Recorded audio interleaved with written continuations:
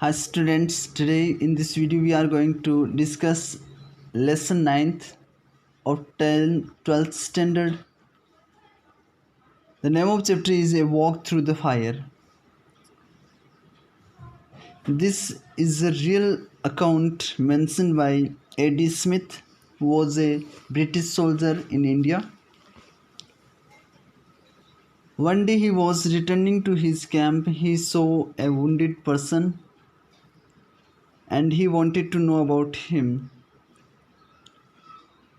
Because the person was bitten badly by some persons. We are going to discuss the remaining portion of this chapter. He then went on to tell me that his assailants had been two Anglo-Indian youths, but he had not suffered too greatly at their hands because he had known that I would be coming along shortly and would stop, and he had therefore covered his face with his hands and pretending to be unconscious.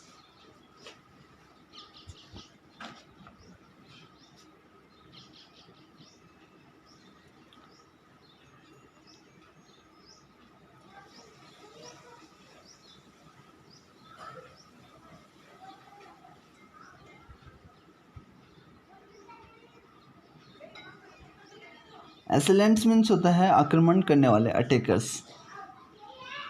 तब उसने वो बातें कहता रहा कि उसके जो असैलेंट्स थे, जो उस पर आक्रमण करने वाले थे, वो लोग दो एंग्लो इंडियन युवा थे। कौन? हाँ लीजिए रे इन सगले वीडियो बना रही हूँ यार, कोशिश करछू रे। शाम ना आसू तो यार, शाम बोलती कह रहे, मतलब सुबह थोड़ी बोलती कह रहे, ठीक है।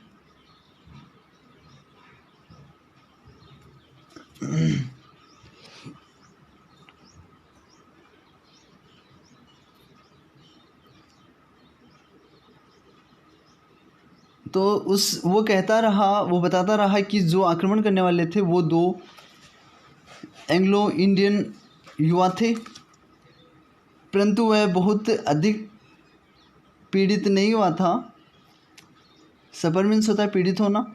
उनके हाथों से वो बहुत ज़्यादा पीटा नहीं गया था, क्योंकि वह जानता था कि मैं यहाँ पे आई रिप्रेजेंट कर रहा है राइटर को, कि जो राइटर है वह जल्द ही आ रहा होगा और वह उनको रोक लेगा,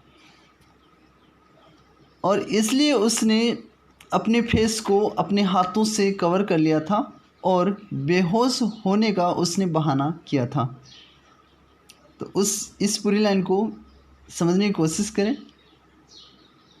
जब राइटर उसके पास में आता है तो वह उनको सब बातें बताता है। वो बताता है कि जो असैलेंट्स थे वो दो एंग्लो इंडियन युवा व्यक्ति थे। हालांकि उसको बहुत ज़्यादा उनके हाथों के द्वारा नहीं पीटा गया था, उनके हाथों से बहुत ज़्यादा पीटा नहीं गया था, क्योंकि वह जानता था कि जो राइटर है वो जल्द ही वहाँ आ जाएगा और उनको रोक लेगा। अभी कैसे जानता था वो तो वही जाने। शायद वो थोड़ा मेडिटेशन में बिलीव करता था और इसलिए उसको लग रहा था कि आसपास में कोई ना कोई ऐसी एक्टिविटी हो रही है जो कि किसी व्यक्ति के अप्रोच की ओर इंडिकेट कर रही है, और इसलिए उसने अपने हाथों से अपने फेस को कवर कर लिया था और उसने बेहोश होने का बहाना किया था। प्रिटेंड मीन्स होता है बहाना करना। When I asked him why the two youths had beaten him up, he brushed my question aside. जब मैंने उससे पूछा कि वो दो युवा व्यक्ति उसको क्यों पीट रहे थे, तो उसने मेरे क्वेश्चन को ब्रूस कर दिया। ब्रूस साइड मीन्स होता है टाल देना किसी चीज़ को। तो जब मैंने उससे पूछा कि वो दो युवा व्यक्ति उसको क्यों पीट रहे थे, तो उसने मेरे क्वेश्चन को टाल दिया। ब्रूस साइड मीन्स क्या होता है? टाल देना। So I didn't press the point, और इसलिए मैंने उस पॉइंट को बहुत ज़्यादा नहीं दबाया था। मतलब उसने जिद नहीं की थी उसको पूछने के लिए। आई then asked him how he had known that I would come to his rescue. परंतु जब मैंने उससे ये पूछा और तब जब मैंने उससे ये पूछा कि वह कैसे जानता था कि मैं उसके बचाव के लिए वहाँ पे आऊँगा. रेस्क्यू मीन्स होता है बचाव. But the only reply I got to this question was, परंतु एकमात्र रिप्लाई जो मैंने उस क्वेश्चन के लिए पाया वो था some things are known to all, कुछ चीज़ें सभी को पता होती है साहिब. अदर्स टू ओनली फ्यू, और दूसरे लोगों को कुछ ही चीज़ें पता होती है. और वर्ड्स टू दैट इफ़ेक्ट, और शायद जो वर्ड्स थे वो कुछ ऐसे ही थे जिनका ऐसा ही कुछ प्रभाव था. मतलब इससे मिलते जुलते ही कुछ शब्द थे. Means the person is not recalling the exact words which were said by the wounded person. तो जो राइटर है वो उनके एग्जैक्ट वर्ड्स का उसको पता नहीं है, इसलिए उसने कहा और वर्ड्स टू दैट इफेक्ट, शायद ऐसे ही कुछ शब्द थे इससे मिलते जुलते या ऐसा ही प्रभाव रखने वाले कोई शब्द थे. तो यहाँ पे एक फिलोसफी है, some things are known to all साहिब, others to only a few. कुछ चीज़ें सभी लोगों को पता होती है और कुछ लोगों को कुछ ही चीज़ें पता होती है. I was trying to work out a tactful way of asking him how he came by his excellent knowledge of English. Tactful means होता है चातुर्यपूर्ण, चतुराई से. मैं कोई चतुराईपूर्ण तरीका सोचने की कोशिश कर रहा था कि मैं ये पूछ सकूं कि वह अंग्रेज़ी की इतनी शानदार जानकारी कैसे प्राप्त कर सका था. तो मैं कोशिश कर रहा था एक टेक्टफुल तरीका, एक चतुराईपूर्ण तरीका खोजने की, ताकि मैं उससे पूछ सकूं कि किस तरीके से वह इतनी शानदार इंग्लिश के नॉलेज को प्राप्त कर चुका था. When he stopped me in my tracks by remarking, जब उसने मुझे अपने रास्ते के बीच में ही ये टिप्पणी करते हुए रोक लिया था. ट्रैक का मीनिंग क्या होता है? रास्ता. तो जब ये कोशिश कर रहे हैं उसको ये पूछने की कि किस तरीके से उसको इंग्लिश का इतना अच्छा नॉलेज था, तभी उसकी जो थिंकिंग है उसके बीच में ही वह उसको रोक देता है और वह रिमार्क करता है, टिप्पणी करता है. How the body is covered is of no importance. Body किस तरीके से कवर की जाती है ये महत्वपूर्ण नहीं है, compared with how the mind behaves. अगर इसकी तुलना करें कि जो माइंड है वो किस तरीके से व्यवहार करता है. तो यहाँ पे फिर से एक फिलॉसफी है कि जो शरीर है वह किस तरीके से कवर किया जाता है ये महत्वपूर्ण नहीं है. मतलब जो शरीर को सजाने की कोशिश करते हैं, इसको अडॉर्न करने की कोशिश करते हैं, या फिर मेकअप करने की कोशिश करते हैं, या अच्छे अच्छे कॉस्ट्यूम पहनने की कोशिश करते हैं, तो ये महत्वपूर्ण नहीं है. महत्वपूर्ण ये है कि अपना जो माइंड है वो किस तरीके से बिहेव करता है. कंपेरेटिवली जो माइंड का बिहेवियर है वो ज़्यादा इम्पोर्टेंट है बजाय किसके, बॉडी के अडोनेशन के. Most of this conversation was going on while I was giving him a lift in the truck. ज़्यादातर जो कन्वर्सेशन था वो तब चल रहा था जब मैं उसको ट्रक में लिफ्ट दे रहा था. तो जब ट्रक में वह उसको बैठा लेता है तब ये सारा का सारा जो कन्वर्सेशन है उसमें से मैक्सिमम जो कन्वर्सेशन होता है वो तभी होता है. I had manage to get a straight answer out of him when I asked him where he was headed for. मैंने एक सीधा सा आंसर प्राप्त करने में सफलता प्राप्त कर ली थी उससे जब मैंने उससे पूछा कि वह किस ओर जा रहा था. And as this turn out to be Ferozguda, और इसका पता चला कि वह फिरोजगुड़ा में जा रहा था. Which was not far out और ऑफ माई वे, जो मेरे रास्ते से बहुत ज़्यादा दूर नहीं था. I had invited him to hop in and travel in comparative comfort at the expense of the British Army. I had invited him to hop in, मैंने उसको अंदर आ जाने के लिए आमंत्रित किया। हॉप मीन्स होता है उछलना, परंतु यहाँ पे गेट इन हो जाएगा, अंदर आने के लिए यूज़ किया गया था। तो मैंने उसको उछल कर अंदर आ जाने के लिए आमंत्रित किया था और एक कंपेरेटिवली एक आरामदायक यात्रा के लिए मैंने उसको इनवाइट किया था, और वह भी ब्रिटिश आर्मी के खर्च पर। तो जो ट्रक था वो ब्रिटिश आर्मी का था, ये सोल्जर भी ब्रिटिश आर्मी में ही है, तो वह उसको बैठा लेता है और फ्री ऑफ कॉस्ट उसको ट्रेवल करवा देता है। We soon reached his destination, और हम जल्द ही उसके डेस्टिनेशन पे, गंतव्य स्थान पे पहुंच गए। Whereupon he thanked me once again and said that he would return my handkerchiefs after it had been cleaned. जहाँ पे उसने मुझे फिर से धन्यवाद दिया और उसने कहा कि वह मेरी हैंकरचीफ लौटा देगा जब वह उसको साफ कर चुका होगा।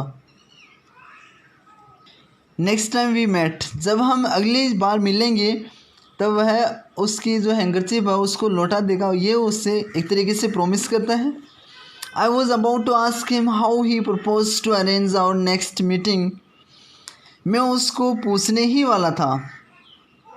आई was about to ask means पूछने ही वाला था।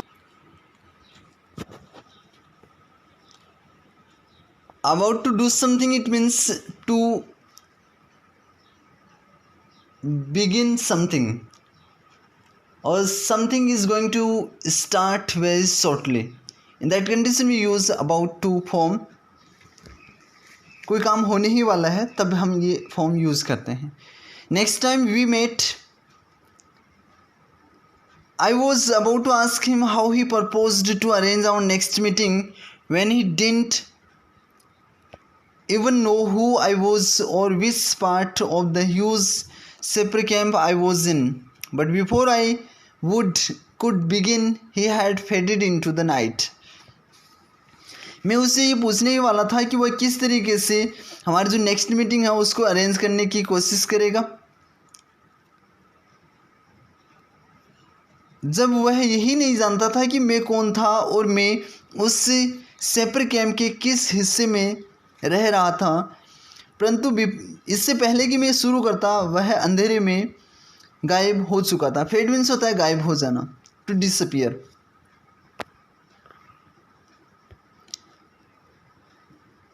अ few weeks after my posting came through to general headquarters at New Delhi, और कुछ सप्ताह बाद में मेरी जो पोस्टिंग थी वो न्यू दिल्ली के हेडक्वार्टर्स में आ गई थी। तो यहाँ पे पोस्टिंग जो है वो न्यू दिल्ली के हेडक्वार्टर्स में हो जाती है। And the night before I was due to leave coincided with the arrival of fresh supplies of Canadian canned beer at the camp.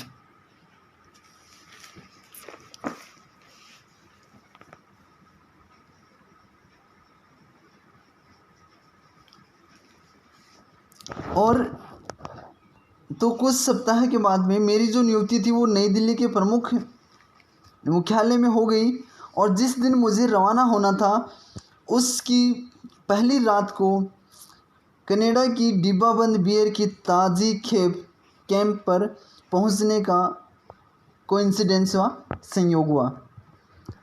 तो जिस दिन ये पहुंचने वाले थे उससे पहले ही दिन क्या होता है, कनाडा से जो डिब्बाबंद बियर है वो कैंप में आ जाती है। It also considered with the visit to the camp of a remarkable troops of Indians,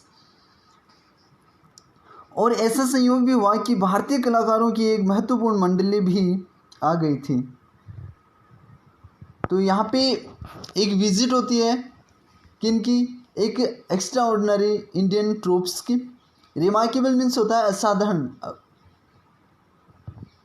lead by a gentleman known as professor Rao, एक ऐसे व्यक्ति जेंटलमैन के द्वारा जो लीड की जा रही थी जो प्रोफेसर राव के नाम से जाना जाता था, यह प्रसिद्ध था। Who were said to perform amazing feats of strength, जिनके बारे में ये कहा जाता था कि ये जो पावर है उसके शानदार या आश्चर्यजनक कारनामे परफॉर्म किया करते थे। Set to perform, perform means होता है टू डू समथिंग, अमेजिंग आश्चर्यजनक सरप्राइजिंग, और फीट्स मीन्स होता है कारनामा, स्ट्रेंथ मीन्स होता है पावर। तो ये उनके बारे में ये कहा जाता था कि जो ये लोग थे वो पावर के आश्चर्यजनक जो कारनामे हैं वो परफॉर्म किया करते थे। Entertainment at the camp was practically non existent at that time, and therefore this show, which had been led on by the welfare officer, was something not to be missed.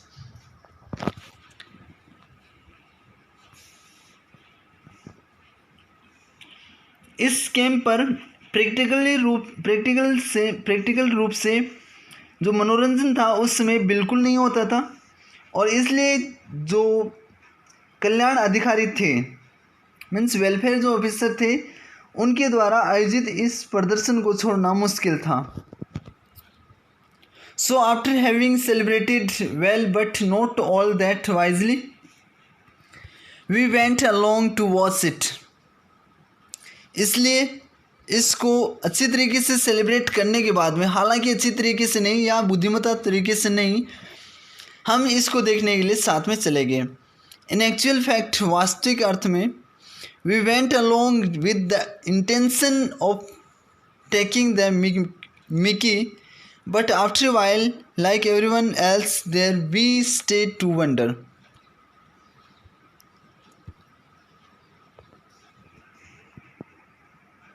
Mickey means होता है मजे लेना या उपहास उड़ाना। वास्तविक अर्थों में वास्तव में हम मजाक उड़ाने के लिए, हंसी मजाक करने के उद्देश्य से वहाँ गए थे, परंतु कुछ ही समय बाद में दूसरे व्यक्तियों की तरह हम भी आश्चर्य से खड़े रहे। वंडर मीन्स होता है surprise. It was truly an amazing performance, ये वास्तव में एक आश्चर्यजनक परफॉर्मेंस थी। व्हेन वी अराइव्ड, जब हम पहुँचे, the professor who looked nothing like a strong man, जब हम पहुँचे तो वहाँ पे जो प्रोफेसर था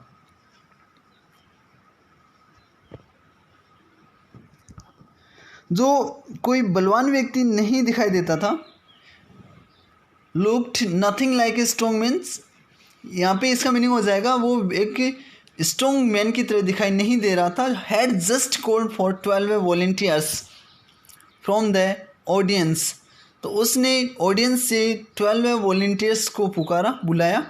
whose task it was to bend an iron bar around his neck, जिनका जो कार्य था वो उसकी गर्दन के चारों ओर एक आयरन रोड को या आयरन की जो बार थी, जो छड़ थी, उसको मोड़ने का था। तो क्या करता है, 12 जो लोग हैं उनको बुलाता है और अपनी जो उसकी जो क्या थी, नेक जो थी, इस तरीके से मान लीजिए आप कि उसकी जो नेक है, ठीक है, ये मान लीजिए उसकी नेक है, तो उसके चारों ओर क्या करता है, वो जो रोड है उसको क्या करता है, बेंड करवाने के लिए उन सब लोगों को, वॉलेंटियर्स को वहाँ पे बुलाता है। तो गर्दन के चारों ओर जो आयरन रोड है उसको बेंड करवाने के लिए वो 12 लोगों को बुलाता है। The iron bar provided from the camp store, जो आयरन बार थी वो कैंप की स्टोर से प्रोवाइड की गई। वो इज़ अबाउट 12 फीट लॉन्ग, वो लगभग 12 फीट लंबी थी। And the professor had it horizontally with the middle of it pressed against his throat, और प्रोफेसर ने उसको हॉरिजॉन्टली मीन्स सीधी होती है और वर्टिकली मीन्स इस तरीके से हम माने, तो उसने हॉरिजॉन्टली इसको अपनी थ्रोट जो था, अपना जो गला था उसके सामने प्रेस करते हुए लगा लिया था, अरेंज कर लिया था, व्यवस्थित कर लिया था। He then arranged the volunteers 6 on either side of them, और उसके बाद में उसने जो आयरन रोड थी उसके चारों दोनों छोर पे एक तरफ 6 लोगों को रखा और दूसरी तरफ भी उसने 6 लोगों को रखा, और बीच में ये प्रोफेसर जो है वो खुद खड़े हो जाते हैं और अपनी गर्दन जो थ्रोट जो गला है उसके सामने उस रोड को रख लेते हैं वो। फिर इन दोनों ट्रूप्स को बोला जाता है कि ये दोनों क्या करें, उसको इस रोड को मोड़े, बेंड करें। तो काफ़ी डेंजरस फीट था ये। He then arranged the volunteers 6 on either side of him. On the professor's signal, the volunteers began to push with all their might, and the iron bar was bent into a U shape around his neck. Professor के signal पे volunteers ने उस road को, उस iron bar को पूरे ज़ोर से पुश करना शुरू कर दिया, और जो आयरन बार थी वो यू शेप में उसकी गर्दन के चारों ओर मुड़ चुके थे। तो इस तरीके से उसका शेप बन जाता है उसकी गर्दन के चारों ओर। तो यहाँ पे उसका गला है, और इस तरीके से उसके गले के सामने से होकर इस आयरन को जो सीधी थी उसको क्या किया जाता है, मोड़ दिया जाता है। इस तरीके से मोड़ दिया जाता है, ठीक है।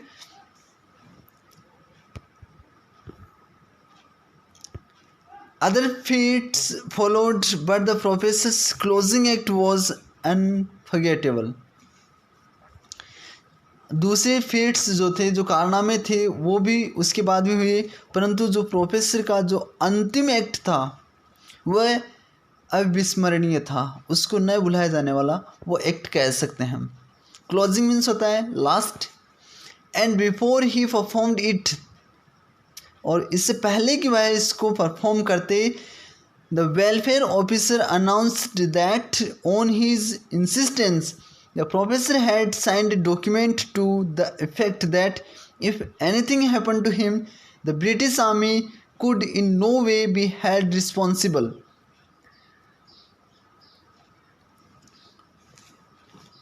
तो वेलफेयर ऑफिसर ने ये अनाउंस कर दिया था कि उनके इंसिस्टेंस पे, उनकी जिद पे या उनकी जोर डालने पर प्रोफेसर ने एक डॉक्यूमेंट साइन किया था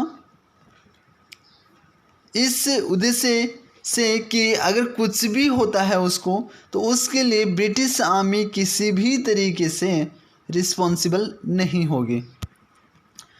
तो यहाँ पे काफ़ी डेंजरस एक्ट किया जाने वाला है उनके द्वारा, और इसलिए ब्रिटिश आर्मी का जो ऑफिसर है, जो वेलफेयर ऑफिसर है, वह उससे पहले ही डॉक्यूमेंट साइन करवा लेता है, ताकि अगर कुछ भी उसके साथ में होता है तो वह उसके लिए जिम्मेदार ना हो। So this was a tricky way to get performed the professor.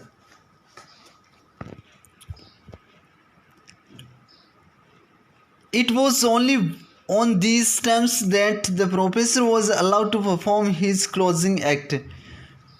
It was only on these terms, ये इसी टर्म्स पे था कि प्रोफेसर को ये जो क्लोजिंग एक्ट है वो परफॉर्म करने के लिए अलाउ किया जाए।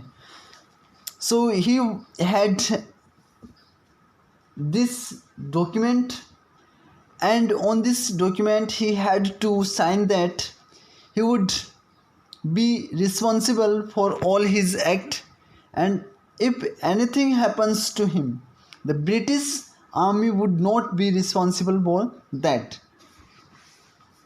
And on this condition he was allowed to perform his last act. A 5-ton army truck was then driven into the center of the circle formed by the audience. उसके बाद में 5 ton का एक army truck उस circle के बीच में लाया गया, जो कि ऑडियंस के द्वारा निर्मित किया गया था। तो ऑडियंस चारों ओर खड़ी है, ऑडियंस ने एक सर्कल बना रखा है, ठीक है, और इसी सर्कल के बीच में उस ट्रक को लाया जाता है। यहाँ पे सर्कल किसने बना रखा? सर्कल बना रखा ऑडियंस ने, उसके चारों ओर जो लोग खड़े हैं, और यहाँ पे 5 टन का जो आर्मी का जो ट्रक है उसको बीच में लाया जाता है।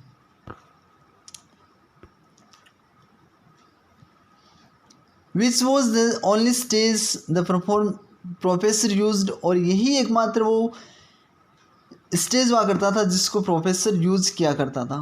तो कौन सा स्टेज हुआ करता था? लोगों को चारों ओर इकट्ठा कर लिया जाता था और वहाँ पे ये इस तरीके से कारनामे किया करता था। He lay down under the truck so that his chest was in line with one of the rear wheels and an old railway sleeper was placed alongside his chest to form a crude ramp up which the truck could be driven. तो ये भी एक काफ़ी dangerous act होने वाला था।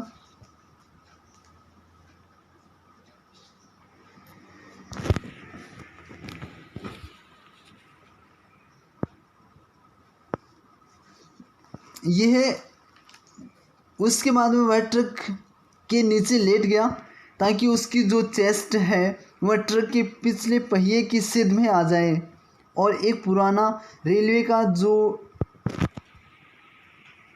Ramp था उसकी छाती के साथ रख दिया गया जो कि ट्रक के चढ़ने में काम चलाऊ ढलान का काम कर सके। क्रूड मीन्स होता है काम चलाऊ, जो कच्चा हो।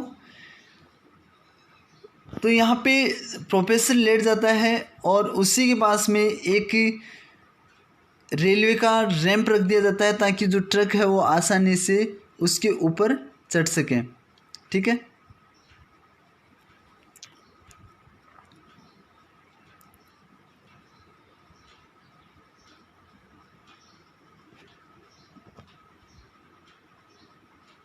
the truck was then driven quickly forwards so that the rear wheel went up the railway sleeper and across the professor's chest.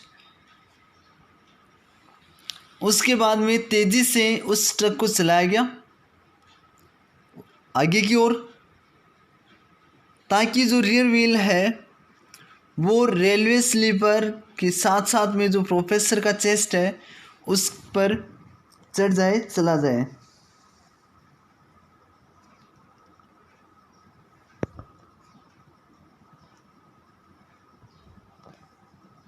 फिर से देखते हैं तो फिर ट्रक को तेज़ी से आगे की ओर ले जाया गया और पिछला पहिया जो था वो उस रैंप की ढलान से चढ़कर प्रोफेसर की छाती के पार चला गया। As simple and as crude as that, as simple and as crude as that, ये इतना ही सामान्य था और इतना ही क्रूड था। क्रूड का मीनिंग यहाँ पे हो जाएगा जो बहुत ज़्यादा परिपक्व न हो, काम चला हो, या सामान्य के लिए भी यूज़ कर सकते हैं।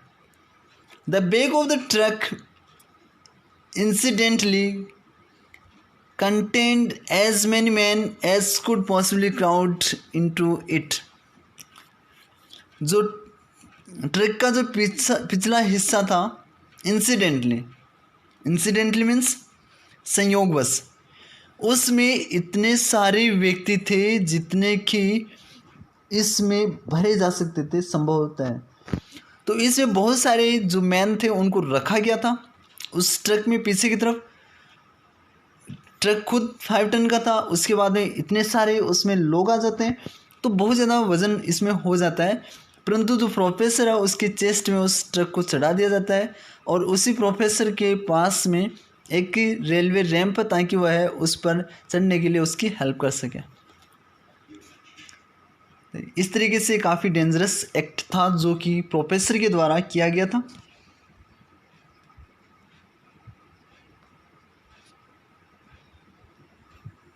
Today we have discussed about 2 dangerous feats of Professor Rao. In first, he calls 12 volunteers to bend an iron bar around his neck, and all this happened very quickly, and the iron bar was given as U shape. It was an amazing act which was appreciated by each of the soldier at British Army camp. And the next feat was related to a truck a truck was arranged and the truck was driven on the professor's chest. It was a very dangerous act which was performed at the army camp, and before this was performed, the welfare officer get his signed on a document which announced that for this feat only Professor Rao would be responsible, and if anything happens to him in that condition, British Army would not be responsible for that. Thanks for watching it. We'll discuss the remaining portion in next volume.